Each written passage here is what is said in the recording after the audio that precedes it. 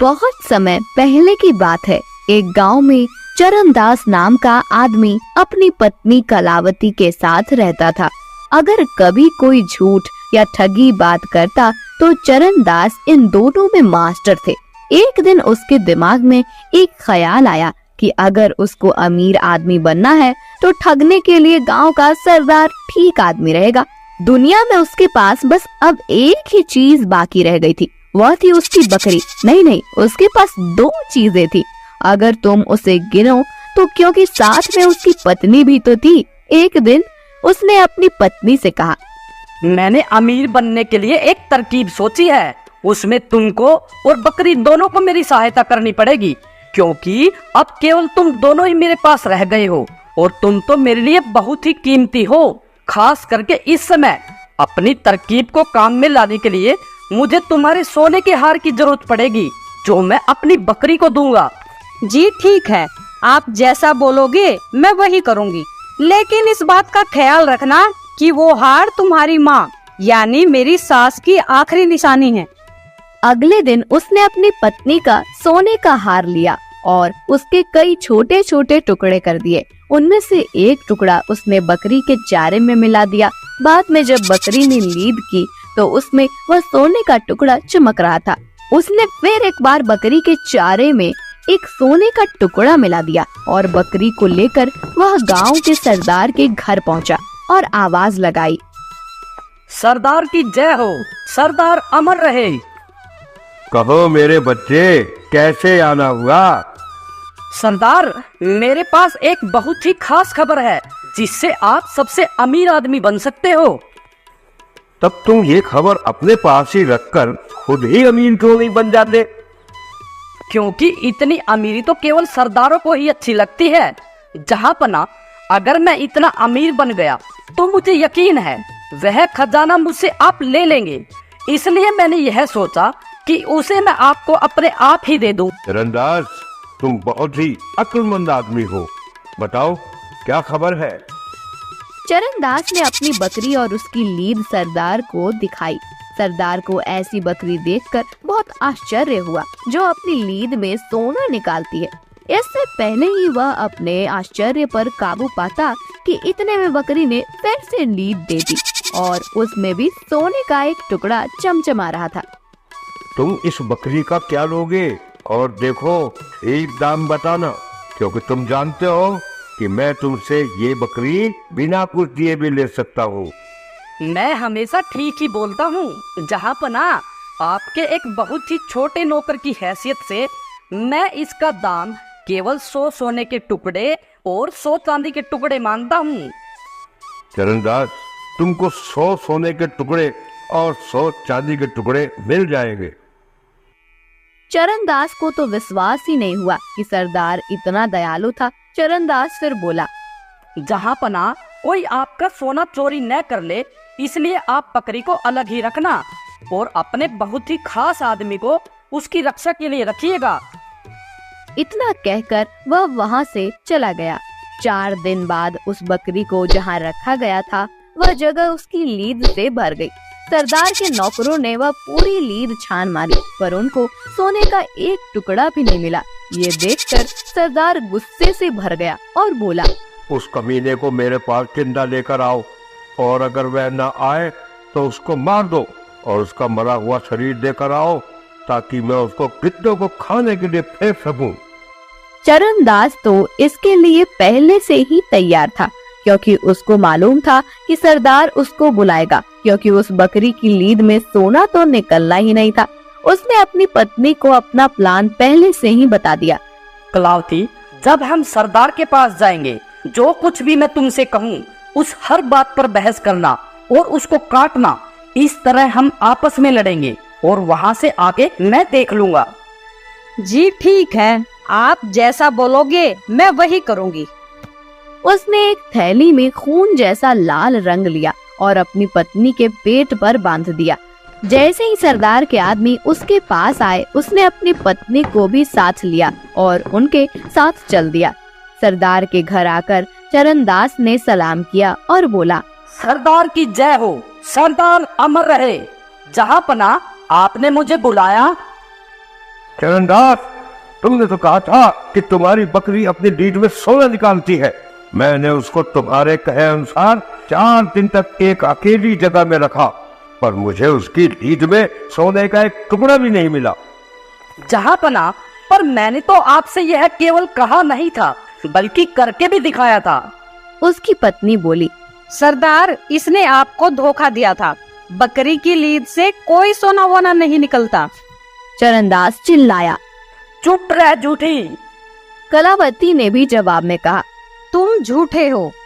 चरणदास ने गुस्सा होने का बहाना करते हुए अपनी पत्नी को बहुत डांटा। फिर उसने अपना छोटा सा चाकू निकाला, उसके पेट पर लिपटा हुआ वह थैला काट दिया। इससे इस थैले में भरा सारा खून फर्श पर बिखर गया और उसकी पत्नी जमीन पर गिर पड़ी।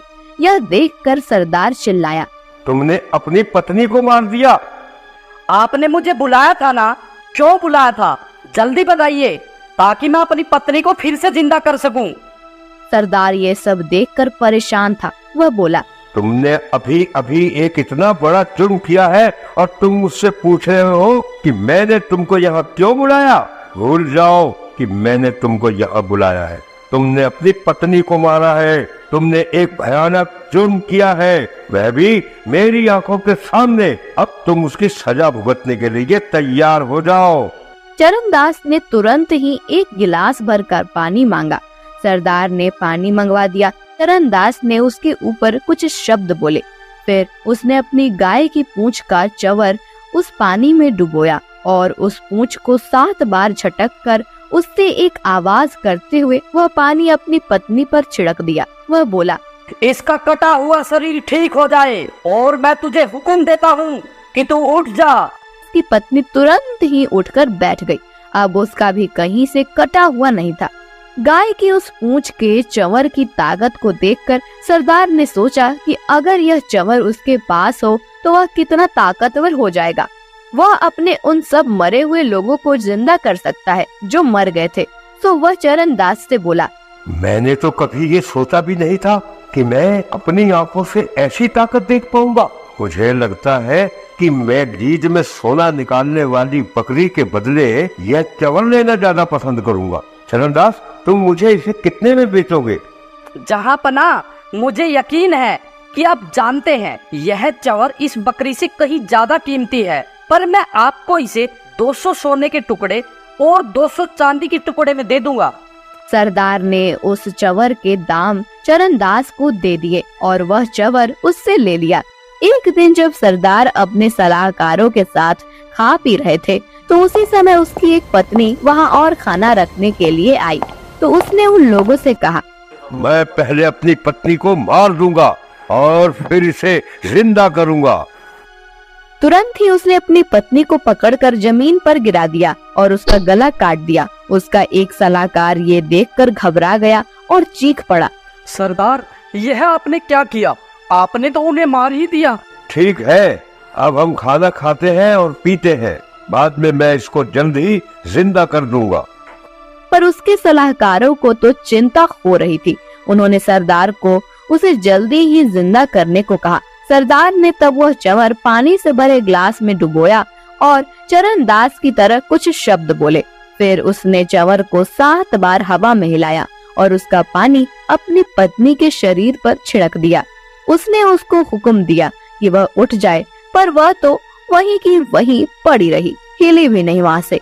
उसने वह सब एक बार और दोहराया, पर फिर भी कुछ नहीं हुआ। ये देखकर वह खुद भी डर गया। उसने अपने नौकरों को फिर से चरणदास को लाने के लिए कहा और बोला, अब की बार तो चरणदास को मरना ही पड़ेगा। नौकर चरणदास को सरदार के पास ले आए। इस हरामखोर के हाथ पैर बांधकर डूबने वाली चीज में डाल दो और इसे नदी के सबसे गहरे हिस्से में फेंक दो। उन आदमियों ने चरणदास के हाथ बांधे और एक चमड़े के थैले में डालकर उस थैले का मुंह रस्सी से बांध दिया। फिर वे उसे फेंकने के लिए नदी की ओर चल पड़े। वे सुबह से लेकर शाम तक चलते रहे। अब उनको लघु शंका के लिए जाना था। सुबह थैला उन्होंने सड़क के किनारे रख दिया और एक झाड़ी की तरफ चले गए। इससे पहले कि वे वहां से लौट कर आते, एक व्यापारी अपने गधे पर चढ़कर वहाँ से गुजर रहा था। चरणदास को कुछ आवाज आई तो वह थैले में से बोला, मेहरबानी करके कोई मेरी मदद करो, मुझे सोना चांदी नहीं चाहिए। सरदार अपनी जिंदगी बचाने के लिए मुझे अपना खजाना देना चाहता है, पर मुझे उसका कोई खजाना वजाना नहीं चाहिए। मैं गरीब ही ठीक हूँ। तुम पागल हो गए हो क्या? अरे हर आदमी अमीर होना चाहता है और तुम कह रहे हो कि तुम गरीब ही ठीक हो। हाँ, मैं ठीक कह रहा हूँ। वह खजाना तुम ले लो। यह पैसा मेरे लिए हमेशा से ही एक परेशानी रहा है। तुम मुझे खोल दो और तुम मेरी जगह इस थैले में बैठ जाओ। मुझे वह खजाना नहीं चाहिए, वह खजाना तुम ले लो।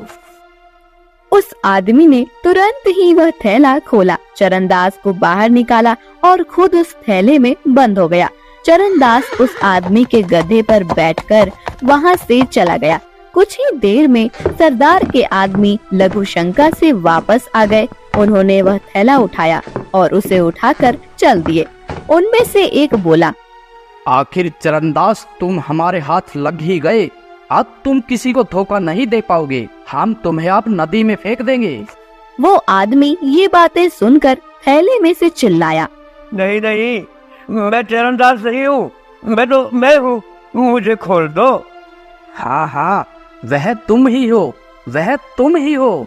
ये कहकर उन्होंने उस थैले को नदी में फेंक दिया और सरदार के पास लौट गए।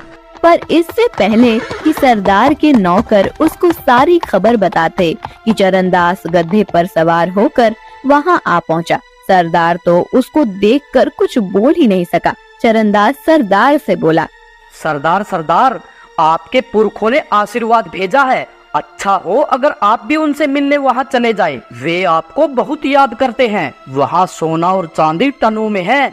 वे चाहते हैं कि आप खुद वहाँ जाकर वह सोना चांदी ले आए। आपको वहाँ जरूर जाना चाहिए जहाँ मैं गया था। जब तक आप वहाँ से लौटकर नहीं आते तब तक मैं यहाँ रहता हूँ।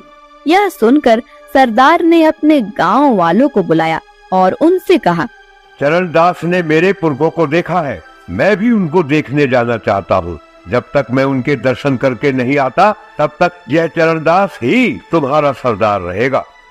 चरणदास ने सरदार के नौकरों से सरदार को वैसे ही चमड़े के थैले में बांधकर नदी के सबसे गहरे हिस्से में फेंक देने के लिए कह दिया।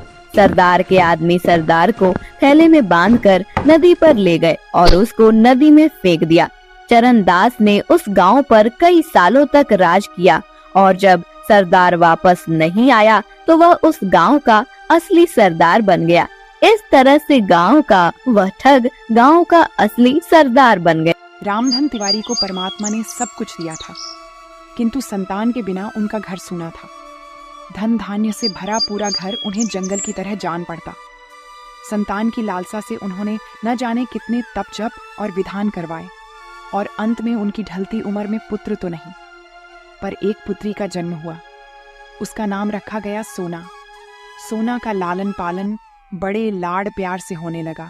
कुछ साल बीत जाने के बाद जब सोना ने 8वीं कक्षा पास कर ली तो एक शाम तिवारी जी ने अपनी पत्नी ललिता से कहा, देखो ललिता, सोना ने 8वीं क्लास पास कर ली है। अब मैं चाहता हूँ कि उसकी आगे की पढ़ाई घर रहकर ही करवाई जाए। घर में रहकर पढ़ाई करेगी तो 4 घंटे की पढ़ाई 2 घंटे में ही कर लेगी। मैं कल ही सोना के लिए किसी अच्छे से मास्टर का इंतजाम करता हूँ। देखो जी, मैं ठहरी अनपढ़ औरत, मुझे पढ़ाई लिखाई के बारे में कुछ नहीं पता। जैसा आप बाप बेटी को अच्छा लगे वैसा करो। जैसे ही सोना को इसके बारे में पता चला, वह अपनी माँ